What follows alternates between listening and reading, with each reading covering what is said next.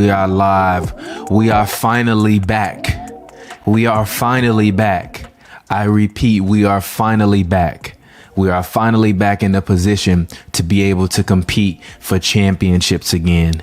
We are finally back in the position to be able to expect to make the playoffs every single year. We have multiple perennial all-stars on the team, and we got some young up-and-coming studs, man. So welcome to the Bulls Fan Podcast, starring your boy TPJ. I am the host of Hoops and Brews. I am also a producer on a show called Who Got Game, which you can check out on Baron Davis's youtube.com/slick.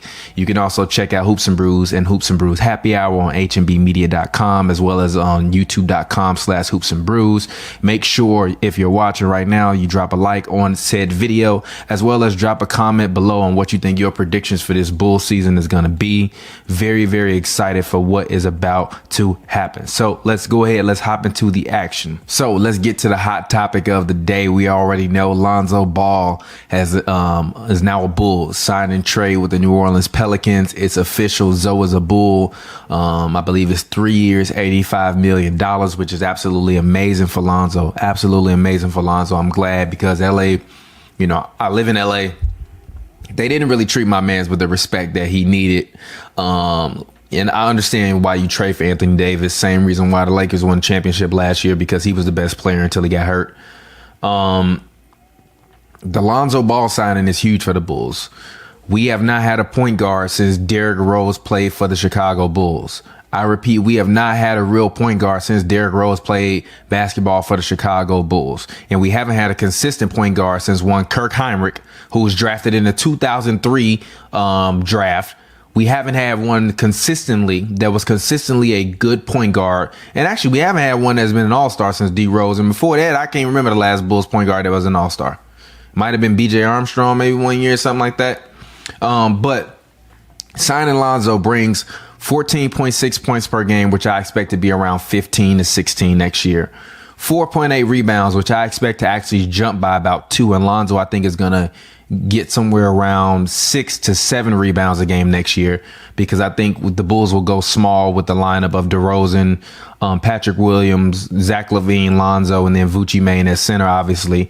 And I think 1 through 4 will play positionless basketball, except for I think DeMar and Patrick Williams will wind up having to guard all of the, the bigger players, the bigger wings. But in terms of depth for this Bulls team, I mean, they have crazy depth. Lonzo is going to immediately come in, bring you 15 to 16 points. He's going to bring you 6 to 7 rebounds. He averaged 5.7 assists, which I expect to actually jump a lot more because Zion Williamson needs the ball in his hands a lot, as well as Brandon Ingram. I think Zach LaVine is going to need the ball in his hands, but I actually think Zach is going to take a dip this year in terms of scoring. I know, last year, Zach LaVine scored 27.4 points on 19.4 field goal attempts. He did shoot 50.7% from the field, which is amazing. I expect those shot attempts from Zach LaVine this year to be more around 18.4, which means he'll be more around 25, 26 points per game. I do, however, think that Lonzo Ball's 3-point shooting, which last year he shot 37.8% from the field goal range, although he only shot 41% from the free throw line, which was not great. I do think that Lonzo Ball will actually add a lot to the Chicago Bulls this year in terms of their shooting. I think he'll be great from the corners. I think he'll be great from the top of the key. Yeah. So DeMar and Lonzo, I think are much more of drivers than they are shooters, but I think Lonzo will be able to help them to shoot more threes. I think that overall, DeMar is a guy like Zach LaVine that is a great slasher. They both can get to the rim with ease. Zach LaVine is a much better shooter, obviously, basically shooting 90, 50, 40 last year from the free throw line, field goal range, and 3-point line. But overall, I think that the Bulls are actually in a very, very good spot in terms of their wings. And even if you look at their depth, it's going to be Lonzo Ball, Zach LaVine, DeMar DeRozan, Patrick Williams, Nikola Vucevic. Then I think off the bench, the way it'll be is Kobe White as the point guard, Alex Caruso, AC Fresh. I can finally root for you now. I'm not a Lakers fan. I've been rooting for the Bulls or the Warriors because the Warriors been my team since 2004. Bulls been my team since I was born. I can finally root for Alex Caruso. He's a dirty, gritty type of player who puts forth a lot of effort, plays good defense, will dunk on your ass, can slash to the rim, can hit an open three, and has worked his way up. And I've single-handedly seen him with my own 2 eyes. So this is not from other people's eyes. I've watched him play Lakers G League games. I've watched him show up in those G League games. I've watched him work his way up into an actual NBA roster spot, 2-way contract. I've watched him work his way from a 2-way contract to being an actual contract to being a champion. So not only does he bring championship level experience, which no one on this Chicago Bulls team has championship experience. So Alex Caruso actually is bringing in some very, very valuable experience. DeMar DeRozan has been to the conference finals. Great. Cool, smooth, shout out to the LA legend. But that's not winning a championship. It takes a lot of effort to win a championship. And oftentimes you need those veteran guys off the bench that will get your team excited, get them wanting to play, get them wanting to bring that energy, that effort. And I think AC Fresh will do that. In terms of their depth, Troy Brown Jr. is someone that I'm actually looking to step up this year and take. That step is really being like the true 7th man, the true 6th man on this team. I believe that he has all of the tools and the makings to be able to go out and to execute at a high level off the bench. He was the first NBA player that we actually interviewed on Hoops and Brews, but I truly believe that his athletic ability, his ability to pass on the break, his court vision is good. He has a great ability to get to the rim, and he also actually can finish around the rim. I think that he hasn't really had a role. And I think this year, Billy Donovan will carve out that role. And that role is, hey, look, we're going to go small in terms of our wings to try to spread the floor more to make sure that Vucevic can have room. And we're going to play 4 out, 1 in. We need you when you come in off the bench for Zach LaVine or DeMar or Patrick Williams. We need you to score. We need you to play with energy, with pace, score, create plays and shots for other people. So Troy Brown Jr. is another guy off the bench for the Bulls that I think is key. Now, I do think that them trading Daniel Gafford, who has played very, very well in Washington, was kind of a crime, but it is what it is. I don't think that they saw that level of effort from him. And I can't blame the Bulls for making the decisions that they made about the players previously before based upon what was there. Like, there wasn't a ton there. You didn't really have a true leader, which I think Lonzo and DeMar will actually bring true leadership to the Bulls. There's no offense to Zach LaVine, and now we can kind of transition away from depth because Lauri Markkanen is definitely probably going to be gone, either to the Mavericks or to the Hornets. They're trying to figure it out just in terms of who's getting traded or whatever, because the Bulls offered Lauri Markkanen $15 million a year. He declined it. So the Mavericks and the Hornets are the two teams to be on the lookout for Lauri Markkanen. And then Tony Bradley off the bench is not really a bench. So the Bulls don't really have much depth in the front court, which is another reason why I said I believe Troy Brown Jr. will actually be big for this team. So if we look at DeMar DeRozan last year, played extremely, extremely well for the San Antonio Spurs. 61 games, he played 33.7 minutes. He shot 49.5% from the field goal range, 25.7% from the three-point range, which was awful. But he did shoot 88% from the free throw line. Now, I do know that DeMar had a stretch over the past, I think, 2 years in which he did not attempt a three or hit a three for 12 months, I believe it was. We don't need that in Chicago. DeMar has to be aggressive taking threes in Chicago. If he is not aggressive in taking threes and at least giving me 3 attempts a game, this Bulls team is going to be very, very easy to defend, because then you're going to solely rely on Lonzo Ball, Zach LaVine, and a second-year guy in Patrick Williams. That's a recipe for a disaster to me. I'm sorry, it is. Also, I think that DeMar is a guy that was an Eastern Conference player, and, when he was playing for the Raptors. And DeMar plays very, very well versus teams in the East. If you look at it, DeMar's averaged 20.6 points per game plus versus the Wizards, Brooklyn, New York, Atlanta, and Miami over his career. All 5 of those teams were playoff teams last year. So expect for DeMar to actually play very, very well versus Eastern Conference competition. I actually look for DeMar this year to average a couple more points than he averaged last year. So I think DeMar DeRozan last year averaged 21.6 points per game on 15.1 field goals.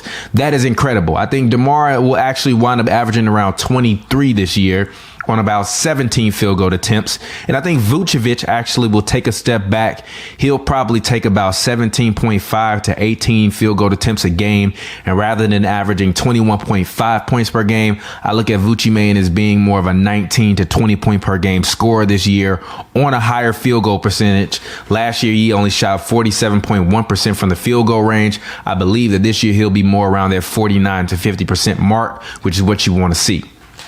I think that in terms of the Bulls' overall field goal shooting percentage, last year they ranked 10th in the league in terms of field goal shooting percentage at 47.6% from the field goal range. DeMar is going to help you with this. DeMar is a guy that shoots around 50%. He's going to help. I think Lonzo hurts because Lonzo historically shoots around 38 to 40%. But I do think from the 3-point line, last year the Bulls shot 37% even from the 3-point line, which was 13th in the NBA. I do think that Lonzo will help with that because I think Lonzo will be a guy that, we don't forget how bad his shooting motion was, but his shooting motion used to be pull across the body, go all the way up, and then let it go. It was very, very defendable. He wasn't good shooting that way. He has a very solid and fluid shooting motion. I've seen a few of his all-season training moves. He's been trying to work more on his dribble drives and attacking to the rim, which I think is good for him. Also, I saw him working on a step back, which is good for him. So that's good for Lonzo, and that's good for us in Chicago. Let's go ahead. I didn't have my jersey on today because I wanted to keep it on the wall. So why not keep it on the wall? I think Lonzo will help that. I also think Lonzo is going to help the Bulls escalate the amount of 3-point attempts that they take, which obviously DeMar DeRozan isn't going to be shooting a lot of threes. So I think Lonzo will probably take a lot more threes this year. I actually think that the Bulls, who ranked 17th last year in the NBA in terms of 3-point field goal attempts, I think they only took 34 3-point field goal attempts per game last year. I think this year, expect that number to be more around 40, and mainly that will be because of one Lonzo Ball, as well as I think AC Fresh will probably take about 3 to 4 threes a game. Last year, the Bulls were passing their ass off. They actually ranked 8th in the league in terms of assists at 26.8. This year, I actually look for the Bulls to be a top 5 assist team in the NBA. Billy Donovan does a good job of getting his teams to shoot the basketball and being able to get them to share the basketball. He even got Russell Westbrook and Paul George to both average some of their career high in terms of assists when he was coaching them and they were underneath his tutelage. Also, I look for the Bulls defense to get exponentially better this year. Last year, the Bulls ranked 28th in terms of steals and 27th in terms of blocks. I think DeMar DeRozan will be a guy that will come in and get you a steal a game. I think Lonzo Ball at his height and at his peak should be able to give me 2 to 2.5 steals a game because I think he can be that level defender. You also have a guy like Alex Caruso. I think he will, provide more steals and defensive opportunities. And I look for Patrick Williams to take another step this year and maybe not necessarily score that many points. I look for Patrick Williams to really average around 13 to 14 to 15 points per game. But I look for him to be a demon on defense. And guess what? The Bulls don't need him to do anything much more than that. Ronnie Brewer, guys like Keith Bogans, they got away with scoring 5 and 6 points per game while they were on the Bulls with the MVP Derrick Rose. So I'm not necessarily looking for Patrick Williams to, to light it up on the scoreboard, but I do think that he will be very, very effective overall for this team as we go forward. And last year, the Bulls gave up 111.6 points per game, which was kind of in the middle of the league, in the middle of the pack. But obviously, we did not make the playoffs, so we want to make the playoffs this year. This is what I'm looking for. And finally, to close it out, the Bulls have a bona fide big three.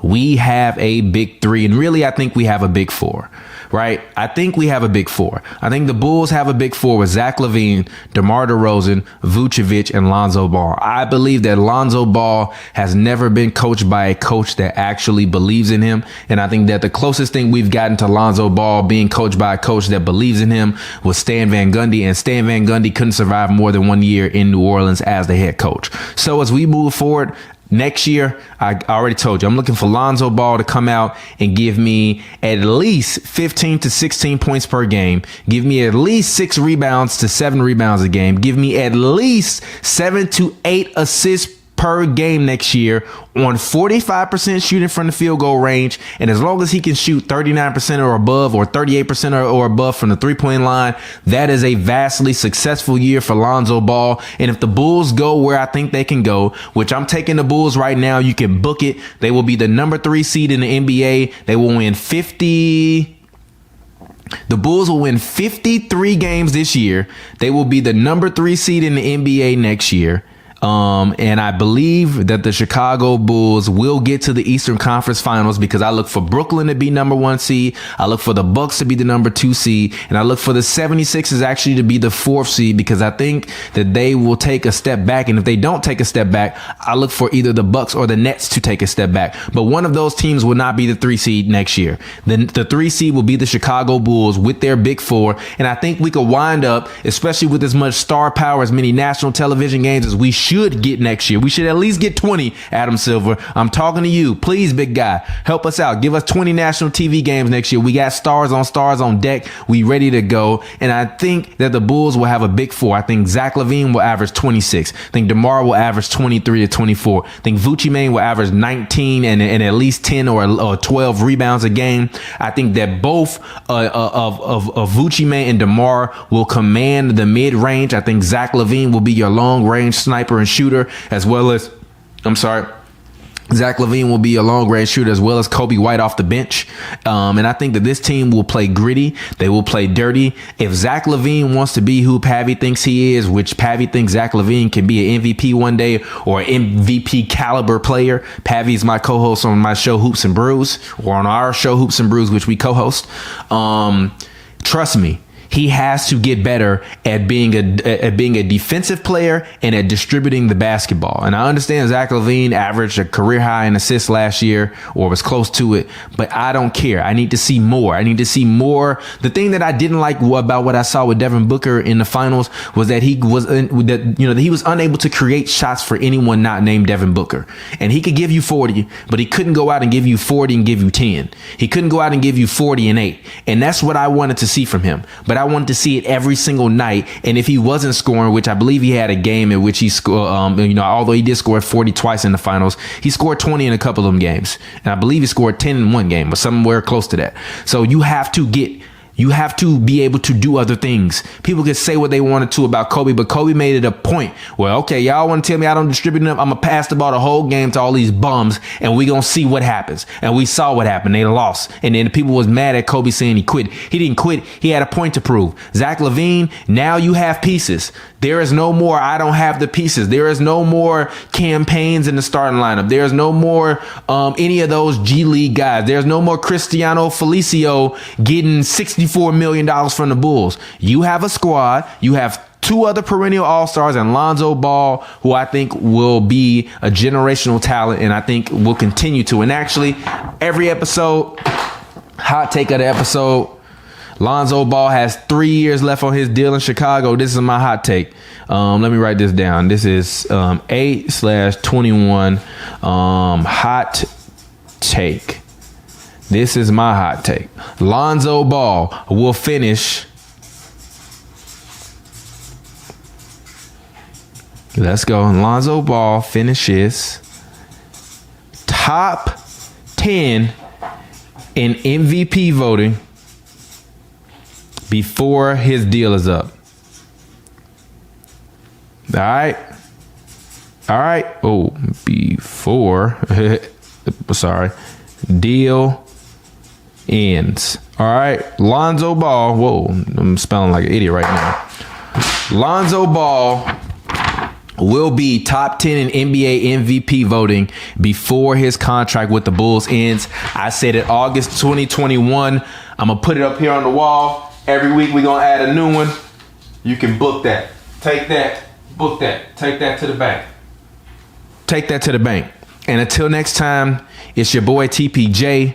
Hopefully by the next episode, we will have some more updates on Lauri Markkanen and where he goes, because of course he will not be a Chicago Bull next year unless he decides to take less than $15 million a year. So as always, I appreciate you. You can feel free to follow me. Now I have a Twitter account specifically for this Bulls Fans podcast. You can follow me on Twitter at Bulls Fan Pod, or you can follow my personal page at Real TPJ. But that Bulls Fan Pod is coming for you. Also, make sure you follow me on TikTok at Bulls Fan Pod. I'm on there as well. We will be dropping the hot takes upon takes upon takes upon takes, and we will be holding the Chicago Bulls accountable all year long, because I see greatness in this team. And if we do not get greatness from this team, we're getting mediocrity. And guess what?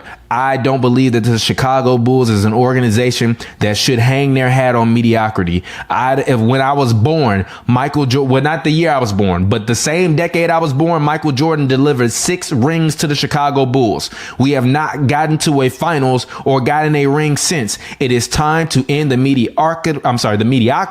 We have a new front office. We have a new coach. We have 2 new stars. Well, actually, we got 3 new stars, because really we got Vucci in the second half. So it is time for the mediocrity to end, and it is time for the dynasty, the new era. Actually, that's what I'm dubbing it. The new era, the new red. When we get here, when we get to the championship, when we win that ring, I'm going to come on here and I'm going to shed tears, because I remember the days of seeing Eddie Robinson. I remember the days of Andres Nocioni. Shout out to the Bulls legend. When we was just mediocre. We was just mediocre and he was out there giving his all. I remember when we thought Nikola Mirotic was going to be decent, and then he got punched in the face by Bobby P. I remember those baby Bulls. I remember drafting Kirk Hinrich. I remember all of it. I remember D-Wade, Carmelo, and LeBron rumors about them coming to the Bulls, but the front office couldn't get it done. I remember the rumor of Chris Bosh, LeBron James, and D-Wade joining the Bulls, or the rumors of the Dwayne Wade and LeBron coming to the Bulls. But Derrick Rose didn't want to recruit him, and the management was like, well, whatever. I remember days of Keith Bogans averaging 5 points. I remember days of Ronnie Brewer averaging 5 points. I remember when they signed Pau Gasol. I remember when we got Ben Wallace and it didn't work. I remember when we got did we get Chauncey? Did we get Chauncey? No, I don't think we got Chauncey. Who was it? I remember signing Rip Hamilton when it didn't matter. I remember all of it. So I'm sick of the mediocrity. Let's get it. I'm 53 wins. 53 wins. That's what I'm saying. 53 wins in Chicago. 53 wins and nothing less, bro. That's what I want to see. 53 wins. All right. I said it here today. 53 wins. We are sick of the mediocrity. Bring back the greatness. We couldn't bring, back Derrick Rose. That's fine. Go get your bag, D Rose. Shout out to you. But bring back the greatness. All right. Bring our Bulls back. Let's go. I'm out.